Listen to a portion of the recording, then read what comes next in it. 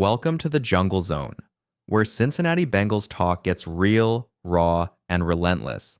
I'm your host, and if you're a Bengals fan hungry for the truth, you're in the right place. We're starting off hot today. Why? Because Trey Hendrickson is once again at the center of the Bengals offseason drama. And this time, it's getting real. Albert Breer, one of the most respected insiders in the game, just dropped a big prediction about Hendrickson's future in Cincinnati. Will a new deal get done? Or are we staring at a bigger problem heading into the season? And that's not all. Some analysts over at ESPN cooked up trade scenarios involving Hendrickson that are, well, let's just say they make you wonder if they've ever actually watched a Bengals game. I'm breaking those down and calling out the nonsense. Trey Hendrickson, a cornerstone of this defense, still hasn't shown up for mandatory minicamp. No surprise there. The writing's been on the wall. But Albert Breer just went on record saying he does believe a deal will get done and Hendrickson will be wearing stripes come week 1 against the Browns. Now, why does Breer feel so confident? He's not just guessing. It comes down to trust. Trust between the Bengals front office and one very key figure behind the scenes. Someone who could be the bridge to sealing this deal. We'll talk more about who that is and why it matters. And as for those trade proposals, buckle up. I've got some thoughts and I'm not pulling punches. Let's go deep. This is the Jungle Zone, and the jungle never sleeps. Now, let's talk about the man behind the curtain. Because according to NFL insider Albert Breer, one name holds more weight than anyone else in getting this Hendrickson deal done: Joe Burrow. Breer didn't dance around it. He said, "I think Joe Burrow has real power here. My guess is they'll get something done. I just don't know how they'll get there." Think about that for a second. Not Duke Tobin, not Zach Taylor, Joe Burrow. This is now the third straight offseason the Bengals have danced around contract tension with Trey Hendrickson. First came the COVID-era discount contract, then a quick summer patch-up in 2023. Last offseason, nothing. And now, Hendrickson is done playing patient. He's earned that right. 35 sacks in 2 seasons? That's elite production. He's not Myles Garrett or Nick Bosa, sure, but he doesn't need to be. He's on par with Danielle Hunter and Max Crosby, who both landed serious money this offseason. $35 million a year isn't outrageous. It's the going rate for top-tier pass rushers. But Cincinnati hasn't offered anything close. Not yet. Here's where it gets interesting. Joe Burrow changes everything. This isn't the Bengals of 2005. This team has shifted because of Burrow's presence. When he speaks, the front office listens. We've seen it with T. Higgins. We've seen it with Jamar Chase.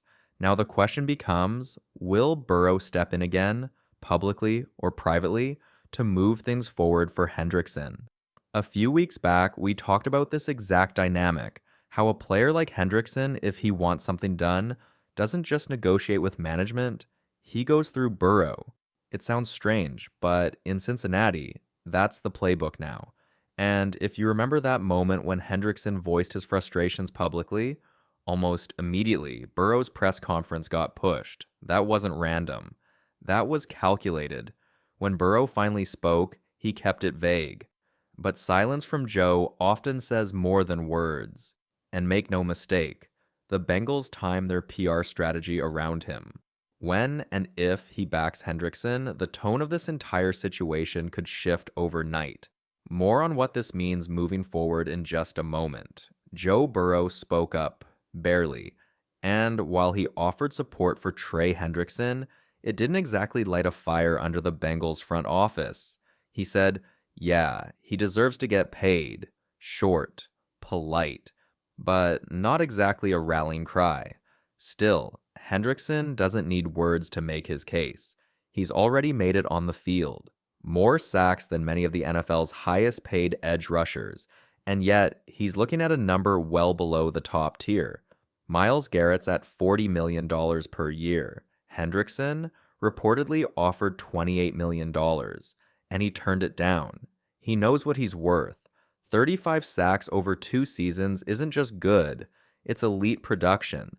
Hendrickson may not have the same media hype as Garrett or Bosa, but production-wise, he's right there. He's not chasing headlines. He's chasing respect in the form of guaranteed dollars. The Bengals front office, led by Katie Blackburn, has made it clear they think their offer is fair. She even hinted at it during the league meetings. Sometimes you need to be happy with a number that may not match what you expect. Translation: we offered what we think you're worth. If you don't like it, that's on you. But that's a dangerous stance to take with a player who has become the emotional anchor of the defense. There's a gap now, maybe not the size of a canyon, but enough to stall everything. Here's the real question: can the Bengals bridge that gap? $28 million was the starting point.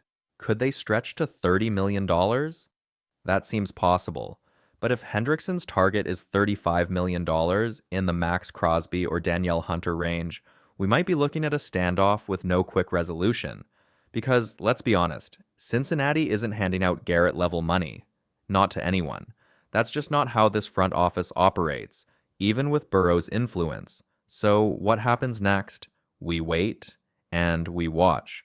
But Trey Hendrickson isn't bluffing. He knows the market, and he knows his value. Now the Bengals have to decide if they value him enough to pay it. Let's shift gears and dig into the latest round of trade talk that has Bengals fans scratching their heads. Recently, ESPN's Jeremy Fowler and Dan Graziano floated a few hypothetical trade scenarios, one of which involved the Bengals shipping Trey Hendrickson to the Indianapolis Colts.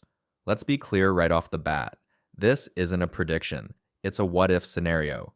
But even in theory, it makes little sense for Cincinnati. Here's what Fowler proposed. Bengals send Hendrickson to the Colts. In return, a 2026 second-round pick and a 2027 fifth-round pick. That's it. 2 future picks, neither of which helps the team now. No young defensive talent. No immediate roster return. Just picks. Years away. Trey Hendrickson is the premier pass rusher in Cincinnati and one of the top producers league-wide over the last 2 seasons. 35 sacks. Relentless motor. Leader in the locker room, and you're telling us he's worth a second and a fifth? It's insulting, honestly. Yes, the Colts make sense on paper. Hendrickson knows Lou Anarumo's system. There's chemistry there. The Colts have cap space, and they'd benefit big time from having a dominant edge rusher. But for Cincinnati, this kind of deal is a non-starter. Here's why. The Bengals aren't rebuilding. They're in win-now mode. Trading away elite defensive talent for future draft picks just doesn't align with where the franchise is headed, especially not after a playoff caliber offseason. No first rounder, no deal. Even ESPN admitted it. If the Bengals were going to get a first rounder, it would have already happened. That says it all. The team clearly values Hendrickson enough to not let him go for a discount, and they shouldn't. It sends the wrong message to the locker room. You don't tell your star players, we value loyalty and production, and then flip your most consistent defender for picks 2 years away. That's how you lose trust in the building. Unless the return is undeniable, there is no logic in moving Hendrickson. And this offer? It's far from that. Bottom line, if Cincinnati isn't going to pay him what he's earned, a trade needs to at least give them something of immediate value. Anything less, like this Colts scenario, just isn't serious, and the Bengals are a serious football team. Let's not sugarcoat this. ESPN's latest trade suggestions for Trey Hendrickson are flat out baffling. The idea that sending one of the NFL's top pass rushers away for a single second-round pick and some throwaway late-rounder is smart, that logic is hard to follow. Trey Hendrickson wasn't just productive. He was a Defensive Player of the Year finalist. And sure, he's 30, but in football years, 30 for an edge rusher isn't the end, especially not for someone who's still playing at an elite level. A 2027 fifth-round pick? That's practically a scratch-off lottery ticket. And pairing that with a lone second-rounder in 2026? That's not a respectable offer. It's disrespectful. But it gets worse. ESPN's Dan Graziano went a step further, and a lot more sideways, suggesting that Cincinnati should send Hendrickson to the Buffalo Bills. And what's the return? Again, just a 2026 second-round pick. That's it. You're telling me the Bengals should hand a Pro Bowl pass rusher to a conference rival, a team that's actively blocking Cincinnati's path to the Super Bowl. For that, make it make sense. The logic? Graziano says it would boost the Bills' pass rush because Joey Bosa is injured and Hendrickson could help Buffalo chase a Super Bowl. Oh, and apparently Buffalo offers a better chance to win it all. Let's stop right there. Buffalo has had a stacked roster for years and hasn't been able to get past Kansas City. The Bengals? They've already done that.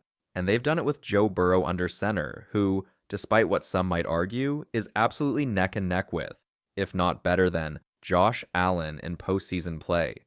Cincinnati's offense is deeper, its culture is stronger, and its ceiling is just as high, if not higher, than Buffalo's. So, trading Hendrickson there? That's not just a bad idea. It's borderline sabotage. If the Bengals were to trade Hendrickson, the return would need to be immediate, substantial, and strategic. Otherwise, keep him in stripes and keep chasing a Lombardi with one of the most complete rosters in the league. Because Cincinnati isn't a team looking for a rebuild. They're a team built for revenge. Let's cut through the noise. If you're talking about trading Trey Hendrickson, you better bring more to the table than a second-round pick and a ticket to next decade. ESPN's Ben Solak floated another offer, this time from the Lions, and it's just more of the same. Cincinnati sends away its top pass rusher and gets back a 2026 second rounder and a 2027 fourth rounder while also giving up a 2027 fifth rounder. What are we doing? This is the definition of shortchanging your present for the illusion of future value. The Bengals are not a rebuilding team. They're all in. You don't spend big on extensions for Jamar Chase and T. Higgins just to push the reward down the road. Adding to the absurdity, that fourth rounder is 2 seasons away. By the time that pick matures, this core might look completely different. Joe Burrow will be deep into his prime, and you've wasted 2 years waiting on a mid-round flyer. Not to mention, Cincinnati would be handing Hendrickson to the Detroit Lions, a team on the rise with legit Super Bowl buzz.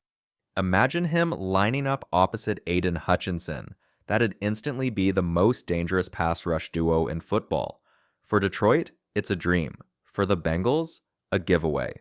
Now, to his credit, Seth Walder finally injected some logic into this debate. He's the only analyst of the bunch who included a player in the deal. That, at least, resembles something worth listening to. If you're moving Hendrickson, a cornerstone defensive presence, the return must include impact talent now, not just hopeful potential later. But even then, it all comes down to one thing: timing. This Bengals team isn't planning for 2027. They're gunning for February 2025. Anything short of helping Joe Burrow and this defense win right now is a step backward. No more soft packages, no more pipe dream picks. The window is wide open, and Cincinnati is running out of patience. Let's get something straight. If you're moving a player like Trey Hendrickson after the draft, you're not just giving up a name, you're giving up a pillar of your defense. So if the Bengals are going to entertain offers at all, it better involve a player who helps Cincinnati win right now. Seth Walder was the only one who came even remotely close to making sense. He included Jer'Jon Newton, a talented defensive lineman from Illinois who currently plays a rotational role in Washington. Newton's young, explosive, and has long-term upside, but let's not confuse that with proven value. What Walder missed: compensation. The proposed deal sends Hendrickson to Washington, with Cincinnati receiving Newton, a third-round pick, and a seventh-round pick in 2027. No second-rounder. Just future change and a player still finding his footing in the league. That's not a deal. That's an insult. Even if Newton blossoms into a starter, this Bengals team isn't sitting around waiting for 2027. They're built to contend now, right now. They've already committed big money to Joe Burrow, Jamar Chase, and T. Higgins. You don't assemble a roster like that to make sideways moves for developmental talent and lottery tickets 3 years from now.